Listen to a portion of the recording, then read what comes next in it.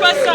Pendant la définition à Madame Peterson que nous, la jeunesse de Yamouka, nous sommes opposés à la politisation de la CENI. Ça, c'est aussi que Madame Peterson, Lisa, a rapporté l'administration américaine que le peuple congolais a boyi, a rejeté loi portant organisation et fonctionnement à CENI, telle que votée de manière unilatérale par ce Parlement truffé de députés et de sénateurs nommés. Jeunesse à la Mouka Totelemi, de réitérer, venez à Bisso Yakomona, ambassadeur américain Kinshasa Mike Hammer, dehors, à Longwa, parce qu'il y a un agent, il y a marketing, il y a Ndeko Félix Tshisekedi. Rôle naïe zali à gérer les problèmes congolo-congolais. Les Américains, les Congo, les Congolais, et va respecter les valeurs démocratiques.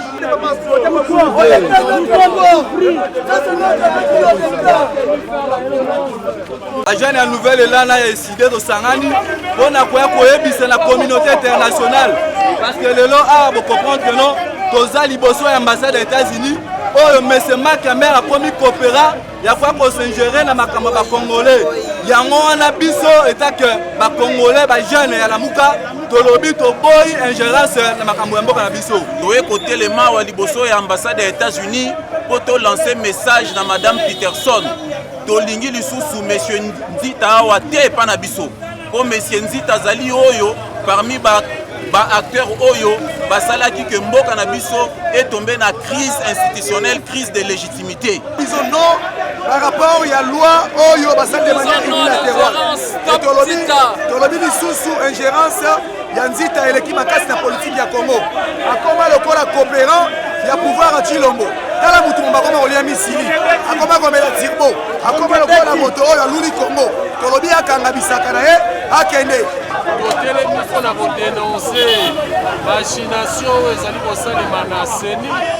Ba manœuvre dilatoire nyonso po ete CENI ekambame pa bapolitike. Biso la Mouka tosengi ete na nsima ya société civile tokodepolitize CENI po ete na baélection ekoya bongo volonté ya peuple kotriomphe. Tomoni ke badirige na biso bazali koorganize tricherie mpe fraude électorale na 2023. Dégage! Dégage! Dégage! Dégage!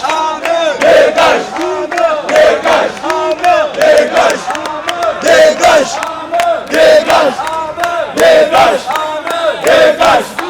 Dégage! Dégage! Dégage! Dégage! Dégage! Lisa! Welcome! Amen! Dégage! Lisa! Welcome! Dégage! Lisa! Welcome! Amen! Dégage! il y a la police Yaki et juste après on nous a appris l'arrestation de Mwanamboka Serge Jouelo et d'autres militants topé bakongomani misusu batikala ki na ye na ambassade ya États-Unis pour une discussion na ba responsable au bazala ki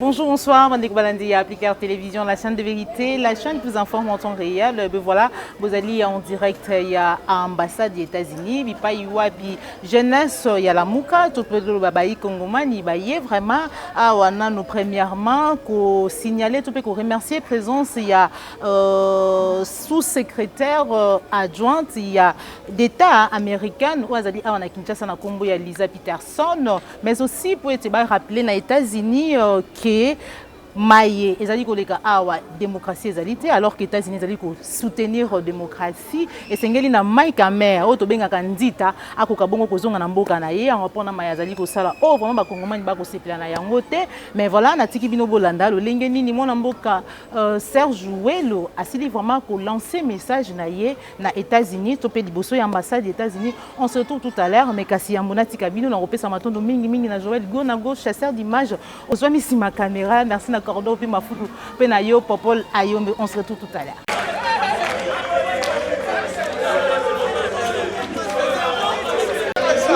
Pas ça. Pendant la à Madame Peterson que nous, la jeunesse de Yamouka, nous sommes au nom de la politisation de la cellule. Ça, c'est rare pour nous de le malade. Le Congo pour les Congolais. Toboyi complot. Souveraineté à peuple, paix à démocratie. Tolobi non contre loi électorale, contre machination politique, par exemple, dans le niveau de l'Assemblée nationale, on a été FCC, ça ne cache pas qu'on a CENI, qu'on a organisé déjà fraude électorale. Totel est mis à l'oco la peuple, puisque Tozali qu'on représentait 60% de la population congolaise, on a lancé un message dans son secrétaire d'État américaine, Oyazali Awa, on a voyé Bissaye, refus Nabiso.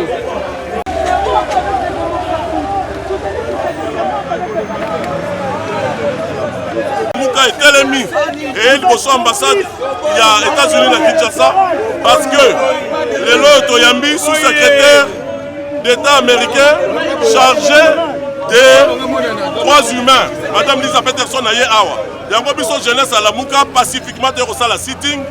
Poto yebisa makambomi nayi. Ya liboso, bienvenue à Madame Lisa Peterson na mabele ya ba Congolais. Yami balé to seki Madame Peterson Lisa a rapporté l'administration américaine que le peuple congolais a boyi, a rejeté loi portant organisation et fonctionnement à CENI, telle que votée de manière unilatérale par ce parlement truffé de députés et de sénateurs nommés. La Mouka Tosengaki, depuis que toutes les parties prenantes passent autour d'une table pour régler une fois toute cette affaire, il y a une élection. Tout ça bagarre de fou. Et Yamisatou, jeunesse à la Mouka Totelemi, de réitérer, Ven Abisso Yakomona, ambassadeur américain Kinshasa Mike Hammer, dehors, à Longwa. Parce qu'il y a un agent, il y a marketing, il y a Ndeko Félix Tshisekedi. Rôle Naye Zali à gérer les problèmes congolais. Yango, la Mouka, jeunesse à la Mouka Totelemi, pacifiquement, devant l'ambassade américaine. Nous sommes un peuple souverain, les Américains, ils vont soutenir Kichéri, ils sous-soutenir, ils vont soutenir la loi unique, ils sous-soutenir. Les Américains, Congo, les Congolais, et ils respecter les valeurs démocratiques américaines. Et les États-Unis constituent un État démocratique. Les États-Unis respectent les droits humains. Mais aujourd'hui, dans ces pays, la dictature, il y a la dérive dictatoriale. Dans ces pays, les lois, Congo, Kinshasa, Hammer, ambassadeur au agent marketing, Yandeko Félix Tshisekedi, à cause qui est américain, Bolanda qui magazine Foreign Police. Foreign Police, c'est le bien clairement que ambassadeur, diplomate, Bafanda qui a Kinshasa pendant l'élection.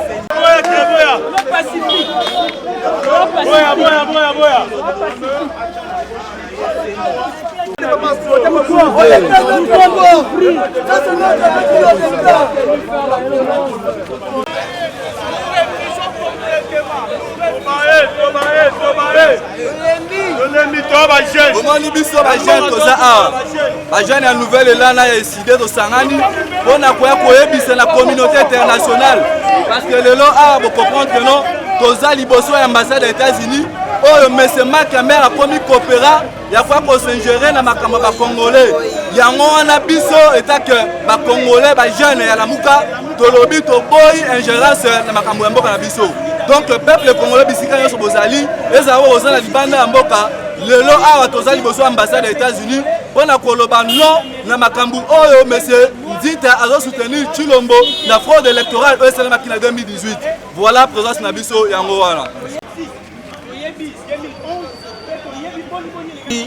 Biso peuple congolais, peuple vigilant, totelemi tolobi non à la non à la politisation de la CENI. Tolingi tokende na maponami oyo candidat nyonso tout a kozala sur un même pied d'égalité. Tolingi dépolitisation ya CENI. Toye côté le ma wa liboso ya ambassade des États-Unis pour to lancer message na Madame Peterson. Tolingi lisusu monsieur Nzita awa te pa na biso. Po monsieur Nzita zali oyo parmi ba acteurs oyo basalaki que mboka na biso est tombé na crise institutionnelle, crise de légitimité. Toza na posa dépolitisation totale ya CENI poto ke na maponami ya malamu na 2023.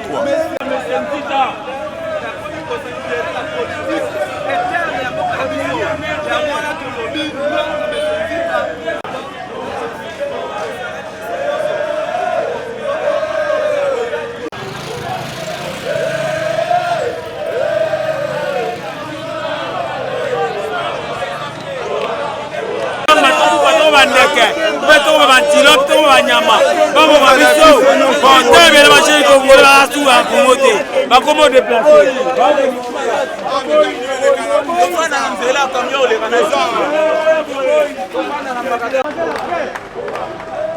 il faut prendre la paix. Lumumba nous a dit cela. Lumumba nous a dit de braver la paix pour ce pays. Nous sommes prêts à sauver notre pays. Nous devons sauver ce pays.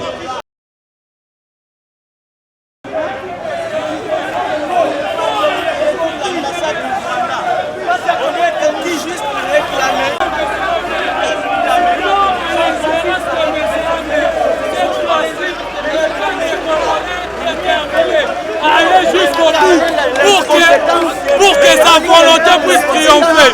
On est en train d'avertir M. Amer qu'il ne puisse pas s'ingérer dans les affaires congolaises. Nous refusons l'ingérence de M. Amer dans nos affaires. Nous voulons une scène de politique. On va se prendre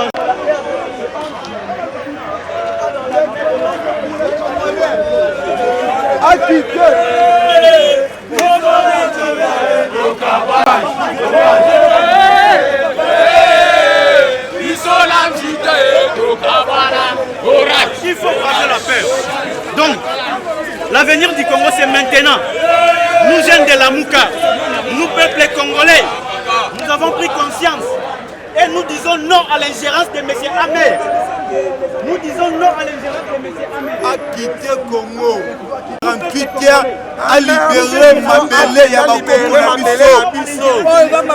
Notre civil, Félix, il a été nommé hier à Yemakamouana.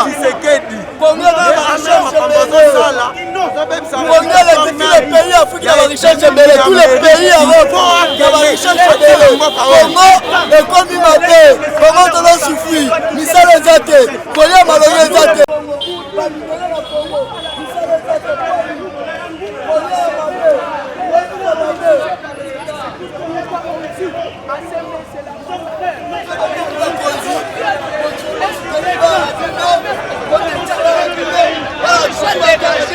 Les États-Unis écoutent le des peuples congolais afin d'appeler son ambassadeur pour nous ramener dans les États-Unis car il nous pour installer la dictature. Nous disons non par rapport à la loi Oyo Basal de manière unilatérale. Tolobi lisusu ingérence ya nzita eleki makasi na politique ya Congo. Akoma lokola coopérant ya pouvoir à Chilombo. Tala mutu mbakoma olia misili. Akoma komela tirbo. Akoma lokola moto oyo aluli Congo. Tolobi akanga bisaka na ye akende. Ici c'est pas chez lui. Oyo mboka na yeke mais c'est amen nzita il faut akanga bisaka na akende. Voilà pourquoi nous sommes là. Nous sommes peuple congolais, jeunesse pour représenter la majorité populaire. Il faut dénoncer la machination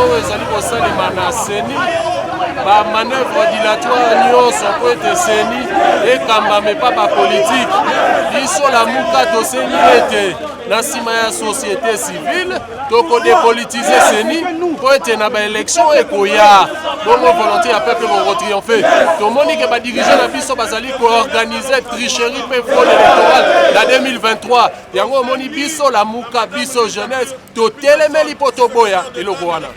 eloko liboso tosouhaite bienvenue na mboka na biso boye te Congo eza pays moko hospitalier toyambaka bato boye te ya mibale tosengi ye arapporte na administration américaine ayebisa président américain ya sika que peuple congolais a rejeté alobi non na loi portant fonctionnement na organisation ya seni oyo bavotango de manière unilatérale na ba parlementaire oyo na parlement oyo ezali etondi na ba député na ba sénateur nommé boyete ya misato jeunesse ya lamuka devant ambassade des États-Unis esengi ba américain ba retirer ambassadeur na bango Mike Hammer boyebi otobengaka nzita akoma na ye coach ya ndeko Félix aza na ye agent marketing ya ndeko Félix Mike Hammer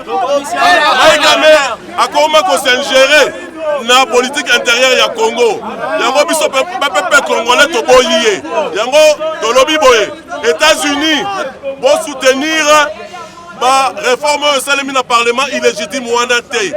Allez, moto azopesa bango mutu kasi eza ambassadeur oyo comme on est amer. Yango biso toyemba amer dégage. Amer dégage. Amer dégage. Amer dégage. Amer dégage. Amer dégage. Amer dégage. Amer dégage. Amer dégage. Dégage. Dégage. Dégage. Dégage.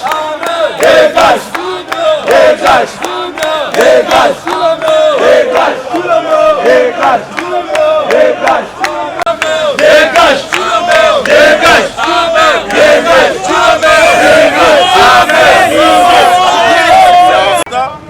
Liza Peterson Oyaye yeto yambie ne sengo mais amer nde akende sikoyo bienvenue na ngeli ngolo ba welcome soki na lobby Liza bino bozongisi welcome Liza welcome Liza welcome so yes so na lobby Liza bolobi welcome so na lobby amer bolobi dégage OK yes Liza welcome amer dégage Liza welcome dégage Liza welcome amer dégage Liza welcome amer dégage Liza welcome amer dégage Liza welcome amer dégage Liza welcome amer dégage Liza welcome amer dégage Liza welcome amer dégage Liza welcome amer dégage Liza welcome amer dégage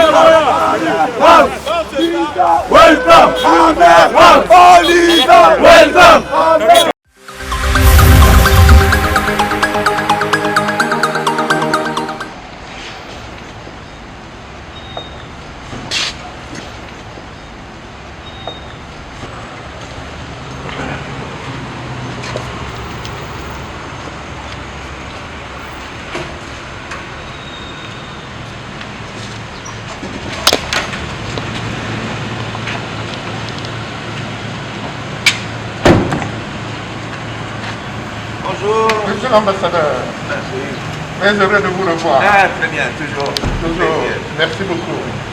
Lisa Peterson est venue des États-Unis pour lancer le premier dialogue des droits humains avec le gouvernement congolais.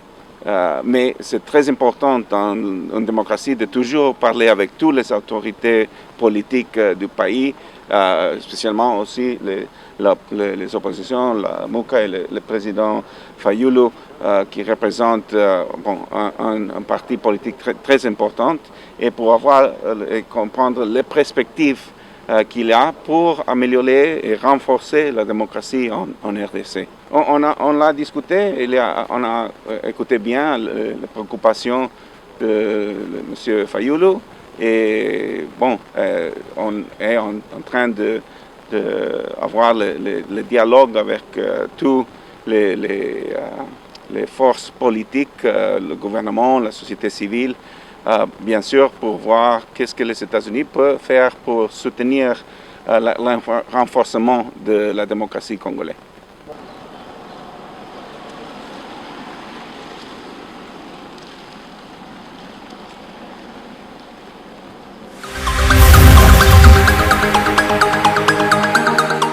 Bandeko balandi comme d'habitude boyebi lolenge nini makambo elekana kana kati ya mboka na biso répression policière juste après arrivé ya ba jeep ya la police tokokaki vraiment ko se déplacer parce que boyebi ete maman Joël très souvent nazalaka victime ya ko perdre ba caméra nanga ba matériel nangai to se déplacer qui pourquoi parce que tant tout monde qui jeep ya la police yaki et juste après on nous a appris l'arrestation de Mwanamboka Serge Jouelo et d'autres militants au pays Congomani misusu batikala ki na ye na ambassade ya États-Unis pour une discussion na ba responsable au bazalaki wana yango vraiment ezalaki basango to ko pesa bino par rapport na maelekani awa elekani na ambassade ya États-Unis. Merci na yo Cordo pi Mafuiku, merci na Popo la Yonde, merci na Grace Tumba moi Sambiji. Merci na Christian Bopati les référendums autorité morale, clin d'œil spécial à Merlin Vuvu, moi na Mayele, na Bosanité Jadombala, Jean Bembe West, Papa Laurent Bongonza et puis Jacques Makabou. Ce que c'est plaît qu'une émission au like et partager en haut. Tous les amis bala liboso na biso gobo sanate ko s'abonner na la chaîne de vérité, la chaîne qui vous informe à temps réel. Au revoir.